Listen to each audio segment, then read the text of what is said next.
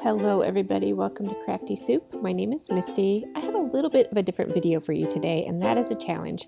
I will get to that in just a sec, but I do want to say up front that this is part of my design teamwork over at the Scrap Happy blog, and the whole team is working on the idea of challenges this month. So let's go ahead and dive into what I have for you, and that is a supply stash challenge. Now, I'm sure we've all purchased things in the past that have caught our attention in one way or another, and they've sat neglected on our shelves. So what I did here was go to my shelves and just start pulling things that I bought that were beautiful in color or texture, things that I bought because it was something that was a trend, things that I bought because I saw them used in an interesting technique. So I pulled out just this bit of stuff. And these two items right here, these stencil pastes, these are not colors I would ordinarily use. So why I bought these, I'm not sure, but something about the shimmer and creaminess of them just caught my attention. And if you have stencil pastes, you're going to need a stencil, of course. And so I pulled out this stencil that, again, I have yet to use. I also need surfaces to apply this paste to, and so I chose a variety of this is a mixed media cardstock from Vicki Boutin, as well as some papers from my counterfeit kit this month. And I'm starting to think about ways that I might put these pieces together, but really what I'm focusing on here is cutting these papers down to what I feel like is approachable sizes. Because that stencil is only 6 by 6, I didn't want to have to worry about filling a whole 12 by 12 sheet. And in fact, I am starting with this kind of text print here because it feels more manageable in size and scale. And what I want to do here is kind of create an ombre of color. So I'm trying to line up the stencil as best I can, and then I'm going to overlap my colors after cleaning off my stencil knife there so that I don't contaminate my jars. And then it's just a matter of blending those colors. Now, when I picked up my piece to check it out, I blopped onto my white cardstock, and that's going to come up in just a second. So as I finish up this first piece, I have this stencil full of color, and that's when I think I'm going to apply it to that cardstock. And then I noticed my blob. And instead of feeling frustrated with having made a mess on my project, I feel a little sense of freedom. And that means I can just do whatever I want at this point. And if I don't like it, no big deal. It's just paper and I will recycle it. So I just start blobbing other things onto this piece of paper. I spray down the excess on my mat. I ink, quote unquote, the edges.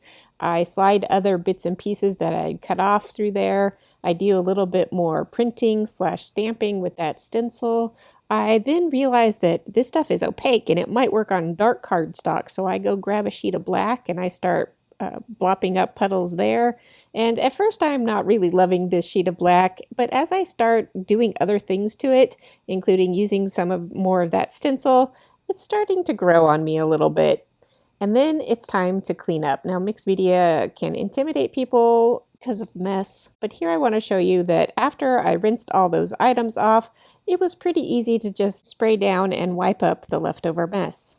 Now, returning to this idea of a challenge, your challenge may not have been mixed media stuff. So as I play with the rest of the bits in the stash that I pulled, I want to say that just sit with your pieces for a little while. Whatever you pulled out, start looking at them, start thinking about them, start moving them around, seeing what combinations can work.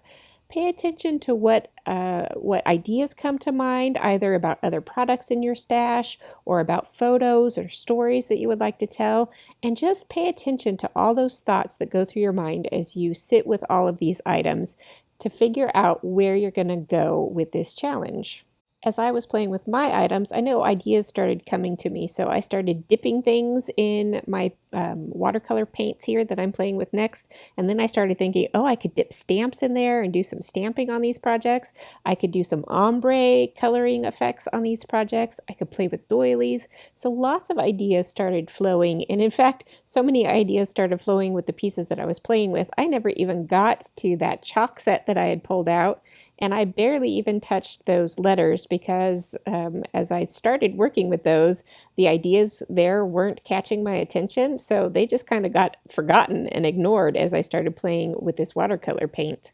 And that's okay. That is part of the process of this challenge.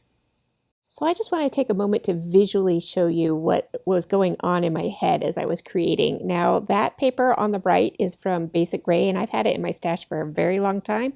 So when I started adding polka dots to this text print, that paper really came to mind. And I'm sure that my experience with that past product definitely had an impact on me that informed my future or current artwork. So just sitting and playing with products can really put ideas into your head that may not seem obvious right away, but that may come back to help you in your future crafting. Okay, moving on. Now that you have a bunch of products sitting around, what can you do with all of these? I played with my gold pen a little bit more to see what kind of ideas came to mind. I did some coloring, I did some outlining and doodling, and then I just kind of looked at all of these pieces, and then I started getting the feel for a layout. Now, at this point, I did not have any idea about photo or stories, but I started grabbing other things from my stash, including that package of stickers that surprisingly the colors actually went together. And so I was feeling like things were starting to become cohesive. All I needed was a story to go with it, and I had no idea until I happened upon this photo from my story binder.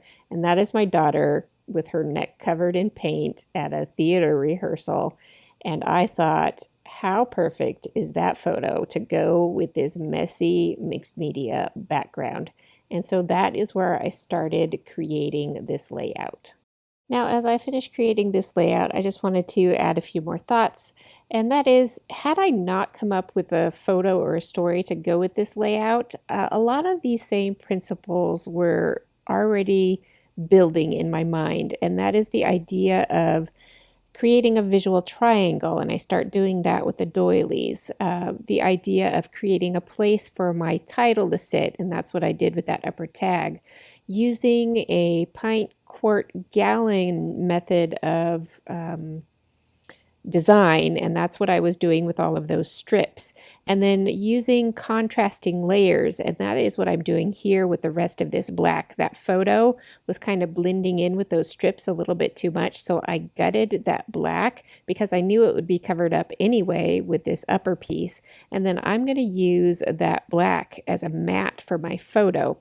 So if I had just created this layout without any photo there, I would have the pieces here to either purposefully go out and take a photo that could fit with this layout, or to just let life happen, and then at some point this layout will be sitting in my stash and be the perfect item for some photo in the future.